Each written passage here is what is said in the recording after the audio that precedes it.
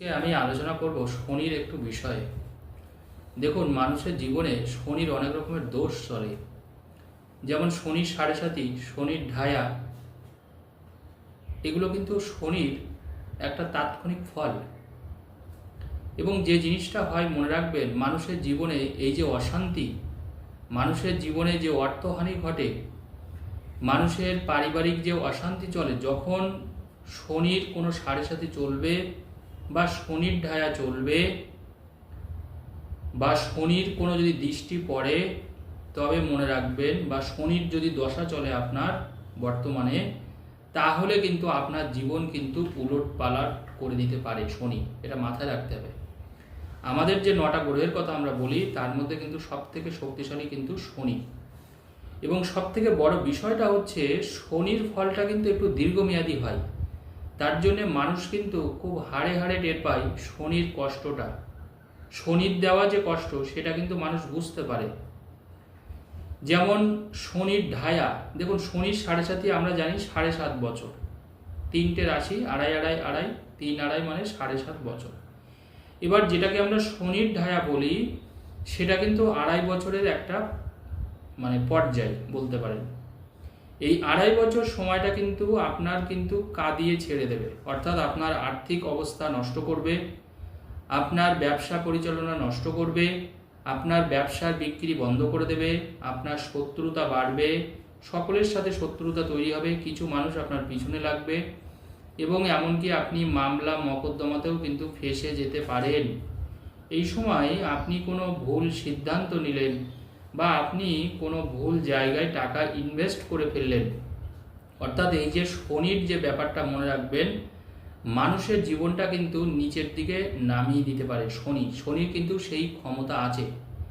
হিন্দু শাস্ত্র অনুযায়ী মনে রাখবেন, শনিদেব কিন্তু আমাদের কর্মফলদাতা এবং ন্যায়ের দেবতা বলা হয়। হিন্দু শাস্ত্র অনুযায়ী শনিদেব হচ্ছে ন্যায়ের দেবতা এবং কর্মফলদাতা। শনি হচ্ছে এমন একটা গ্রহ, মনে রাখবেন, শনি কিন্তু সবসময় কর্মনিষ্ঠার উপরে নির্ভর করে। শনির দর্শনটাই হচ্ছে যে আপনাকে সৎভাবে সঠিকভাবে কাজ করতে হবে এবং চিন্তা ভাবনা করেই কাজটা করতে হবে।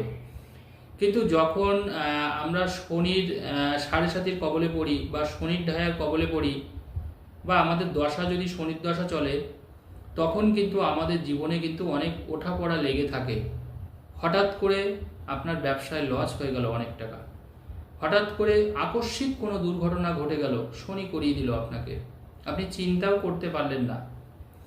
তো এই জিনিসগুলো কিন্তু ঘটে। এবার দেখুন, মানুষ অনেক ক্ষেত্রে কি হয়, মানুষ কিন্তু আগে থাকতে জানবেন কোনো প্রতিকার করে না।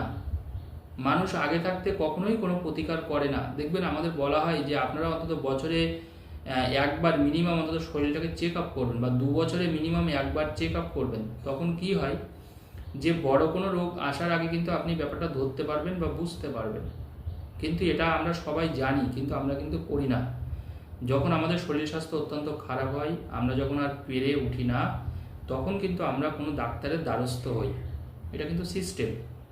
কিন্তু যদি আমরা আগে থাকতে একটু সতর্ক হই, তাহলে কিন্তু কিছু জিনিসের মাধ্যমেও কিন্তু আমরা সঠিকভাবে প্রতিকারটা করতে পারি। এখন বর্তমানে দেখা যাচ্ছে সিংহ রাশির উপরে মনে রাখবেন কিন্তু শনির ঢায়া চলছে, কারণ সিংহ রাশির 8ম স্থানে কিন্তু বর্তমানে কিন্তু শনি বসে আছে। এটা কিন্তু আমাদের মাথায় রাখতে হবে। তাহলে সিংহ রাশির সময়টা কিন্তু এখন ভালো যাচ্ছে না। বিশেষ করে তার নিজের শরীর স্বাস্থ্য খারাপ হবে, নিজের একটা পারিবারিক অশান্তি তৈরি হবে, কাছের মানুষ তাকে ভুল বুঝবে, ফ্যামিলির মধ্যে একটা দমবন্ধকর পরিস্থিতি তৈরি হতে পারে, আপনার গুরুত্ব কমে যেতে পারে। আপনি যদি কোথাও কাজ করেন, যদি সেখানে লিডারশিপ দেন, দেখবেন আপনার গুরুত্ব কমে যাবে। আপনার ভালোবাসার মানুষের জায়গা থেকে আপনার অনেকটা বাধা আসছে, ভালোবাসার মানুষের জায়গা থেকে। যদি আপনি ব্যবসার সাথে কোনোভাবে যুক্ত থাকেন, সেই ক্ষেত্রে দেখবেন অস্বাভাবিক হারে লস হচ্ছে আপনার। অর্থাৎ 2 দিন যদি আপনি লাভ করেন, 4 দিন আপনার লস হচ্ছে। তার আলটিমেটলি আপনার লসের ভাগটা বেশি হচ্ছে। এবং কোনো জায়গায় কাজ শুরু করতে গেলে দেখবেন একেবারে শত্রুতার আপনার উপরে একেবারে ছেয়ে গেছে, যেটা অ্যাকচুয়ালি হওয়া উচিতই না। কিন্তু কোথাও কোনো কাজ করতে গেলে বা নতুন করে ইনভেস্ট করতে গেলে প্রচুর টাকা আপনার বেরিয়ে যাচ্ছে এবং আপনার সাথে একটা শত্রুতা তৈরি হচ্ছে। এটা কিন্তু শনি করাচ্ছে, মনে রাখতে হবে। তাহলে সিংহ রাশির মানুষকে এখন যেটা মনে রাখতে হবে, শনির ঢায়া যেহেতু চলছে, শনির ঢায়া কিন্তু মনে রাখবেন, অনেকে ভুল করে, শনির 7.5-এর মতনই কিন্তু ফল দেয় অনেকটাই। তাহলে শনির ঢায়াকে কিন্তু কোনোভাবে আমরা ছেলে খেলা করতে পারবো না, এটাকে সমানভাবে আমাদের গুরুত্ব দিয়ে দেখতে হবে। বর্তমানে সিংহ রাশির মানুষরা কিন্তু ভীষণ আর্থিক অনটনের মধ্যে দিয়েও যাচ্ছেন। চারিদিক থেকে যেন মনে হচ্ছে আপনি একটা জড়িয়ে গেছেন, ঋণের জালেও জড়িয়ে গেছেন।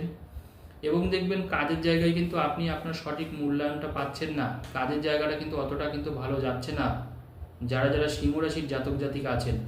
তা এবং সিংহ রাশির যারা ছেলে মেয়ে, যারা ছাত্রছাত্রী, তাদেরও দেখবেন পড়াশোনায় কিন্তু ভীষণভাবে অমনোযোগী।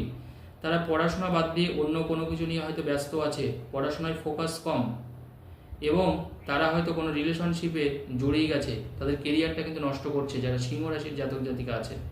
তাহলে এই জায়গাটা কিন্তু দেখার প্রয়োজন আছে। এরপরে আমি আলোচনা করব যে রাশিটার নাম, তার নাম কিন্তু অবশ্যই ধনু রাশি। দেখুন, ধনু রাশিরও কিন্তু শনির ঢায়া চলছে, কারণ ধনু রাশির 4th হাউস অর্থাৎ ধনু রাশির থেকে চতুর্থে কিন্তু শনিতে বসে আছেন। এবং এই ধনু রাশির ক্ষেত্রে কিন্তু ফ্যামিলিগত ব্যাপারে কিন্তু অত্যন্ত খারাপ অবস্থায় আছে ধনু রাশির মানুষরা। দেখবেন বাড়ির বাইরে গেলে আপনার ভালো লাগবে, আপনার মানে মাথাটা দেখবেন হালকা হবে। যখন ঘরের মধ্যে থাকবেন, বাড়িতে থাকবেন, দেখবেন চারিদিক থেকে যেন একটা অশান্তি আপনাকে ঘিরে ধরেছে, এবং বন্ধু বান্ধবের থেকে আপনি একটা প্রচণ্ডভাবে লাঞ্ছনা পাচ্ছেন। ভালোবাসার জায়গায় আপনি সঠিক মূল্যায়ন পাচ্ছেন না। যে মানুষটাকে ভালোবাসেন আপনি, সেই মানুষটা আপনাকে ব্যথা দিয়ে চলে গেছে, কষ্ট দিয়ে চলে গেছে। সেই মানুষটাও কিন্তু আপনার ভালোবাসার প্রতিদান আপনাকে দিচ্ছে না। আপনার কাজের জায়গায় প্রতিযোগিতা অনেকটা বেড়ে গেছে, আপনাকে যেন সব দিক থেকে ছোট করে দেখা হচ্ছে। অর্থাৎ আপনার দেখা যাচ্ছে বিগত 5 বছর ধরে আপনার কোনো স্যালারি বাড়ছে না, এবং কাজের জায়গায় যত দিন যাচ্ছে আপনি আরও চাপে পড়ে যাচ্ছেন। অর্থাৎ অন্য মানুষরা আপনাকে ভীষণভাবে হেয়ালি করছে। তাহলে ধনুরাশি এবং সিংহ রাশির মানুষকে কিন্তু খুব সজাগ থাকতে হবে এবং সতর্ক থাকতে হবে। এছাড়াও মনে রাখতে হবে, যারা যারা বৃষ রাশির জাতক জাতিকা আছেন, বৃষ রাশির জাতক জাতিকাদের কিন্তু খুব সতর্কভাবে সাবধানেভাবে থাকতে হবে। তারা কোথাও কোনো ব্যবসা শুরু করলে বা ইনভেস্টমেন্ট শুরু করলে একটু চিন্তাভাবনা করে কাজটা করবেন যারা বৃষ রাশির মানুষ আছেন। এবং যারা কন্যা রাশির মানুষ আছেন, ভালোবাসার ক্ষেত্রে দাম্পত্য জীবনে কিন্তু চরম অশান্তি তৈরি হতে পারে এই সময়। এবং কন্যা রাশির মানুষদের দেখবেন কাজগুলো পরপর করে আটকে যাচ্ছে। এর থেকে বাঁচার উপায় হচ্ছে একটাই, মনে রাখতে হবে, শনিবারের দিনকে, পার্টিকুলার শনিবারের দিন, অন্যদিন করতেও পারেন আপনি, কিন্তু শনিবারের দিনকে কালো কুকুর, কালো রঙের গরু এবং কালো কাককে আপনাকে কিছু না কিছু খেতে দিতেই হবে। সেটা রুটি দিতে পারেন, যে যেটা খাই, মুড়ি দিতে পারেন।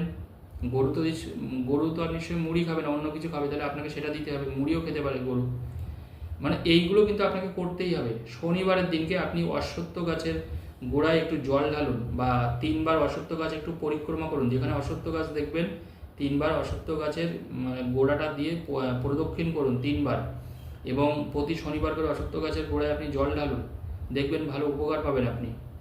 শনিবারের দিনকে আপনি যারা বয়োজ্যেষ্ঠ মানুষ, বা যারা দুস্থ মানুষ, যারা অসহায় মানুষ, যারা গরিব মানুষ, যারা ফিজিক্যালি ফিট না বা ফিজিক্যালি কোনো অসুবিধার মধ্যে আছে, তাদেরকে দান করুন, সেবা করুন, তাদেরকে সাহায্য করুন।